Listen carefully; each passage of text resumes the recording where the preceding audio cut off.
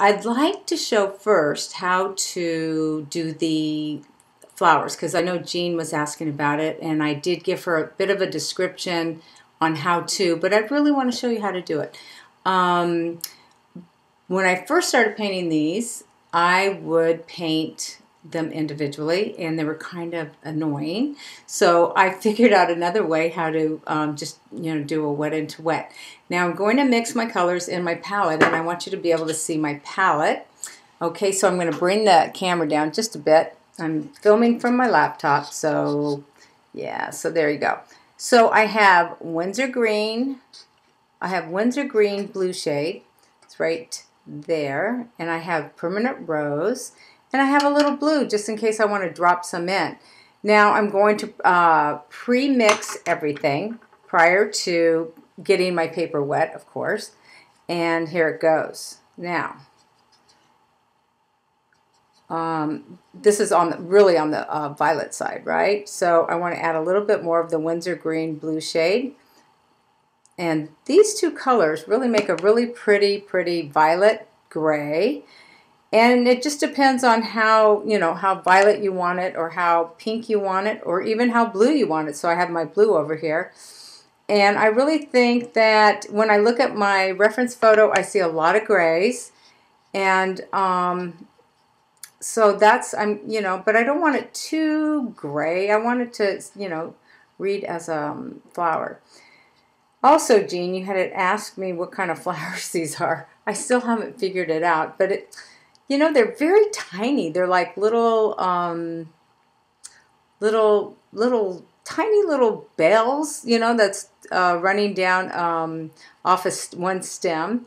And I thought they were just perfect for the still life, but never considering, I was thinking of the shape, how it arcs, never considering how much energy it's going to take to actually paint these little guys.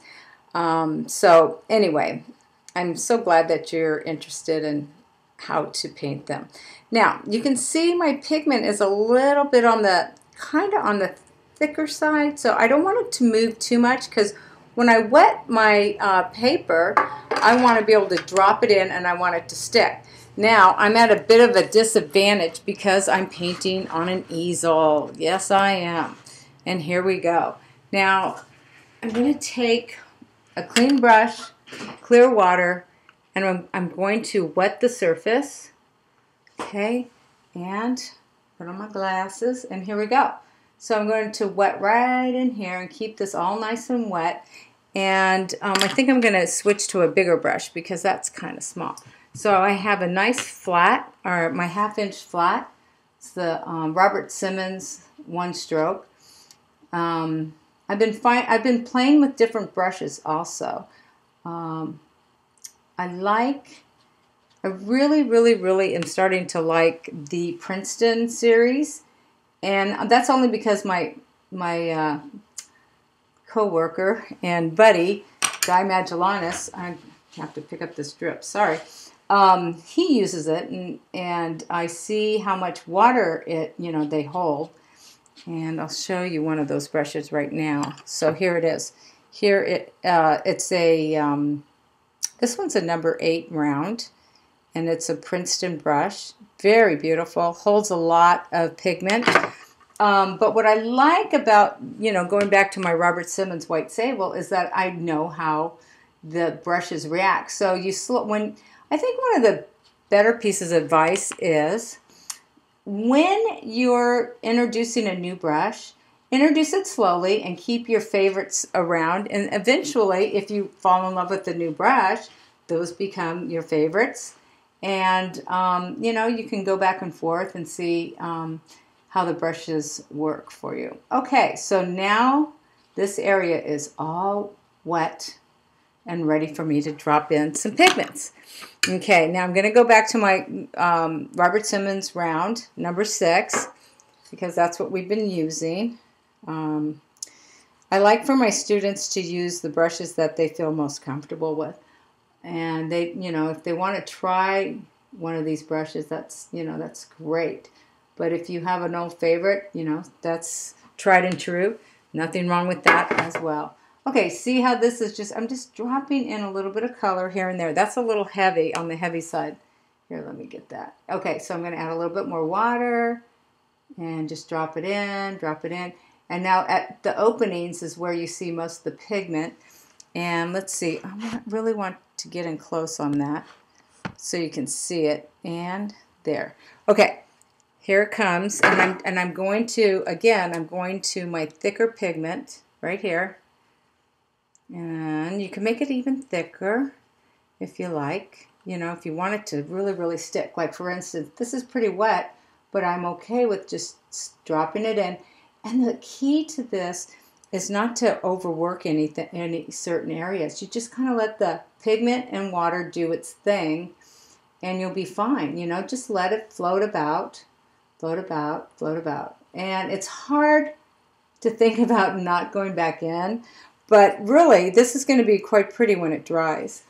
And, you know, the first time I did this, it was in front of a group in North Carolina when I was at Chief Joe's doing a workshop. And, you know, painting each flower just was not something that most of the students wanted to hear at that point in time because we were just finishing this painting.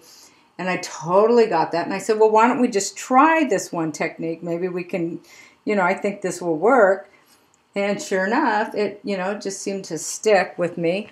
And unfortunately, this was after I did the DVD. So the DVD, you know, just shows maybe, I'm pretty sure it shows something a little different, or maybe we didn't even talk about it. Not sure. I haven't even really looked at the DVD all the way through, believe it or not.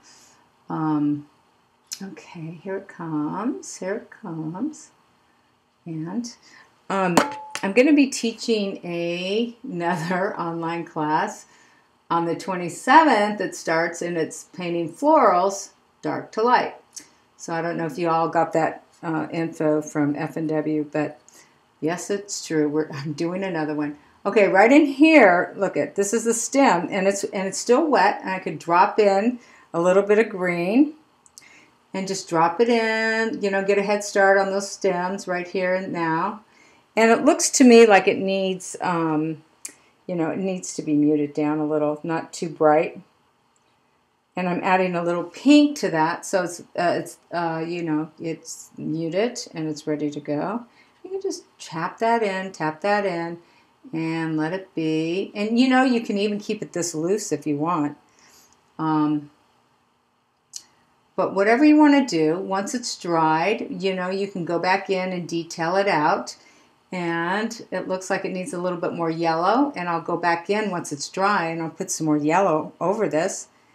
And yeah, I could re-wet it once I make a decision to see how far I want to take this. See that? And there you have it. So that is how to paint these lovely little cocker bells, lilies, lily of the valleys. You know, they were something, all right. They were just the perfect timing, the perfect arc, just the perfect thing I needed for this still life.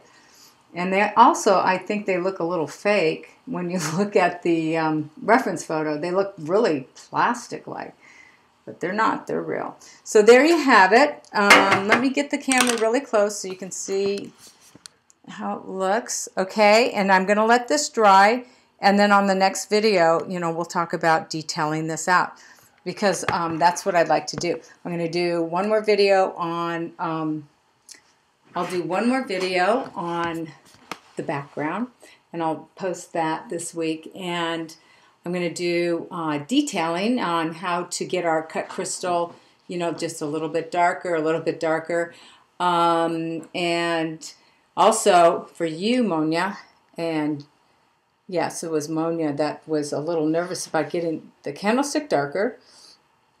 Please don't, you know, the darker some of these shapes are, the better off you are, because if it's all one, you know, like if the values are too close, then it does look too dark, believe it or not, even though the values aren't dark enough. Once you get these really, really, really dark values in, and you let some of the light lighter values come through, you're going to get that wonderful transparency, okay? And I'm hoping that you're following this and trying it out, and now's the time to try it out. It's okay to get in there and get glass really dark, okay? So I'll be back in a bit and I'll show you the background.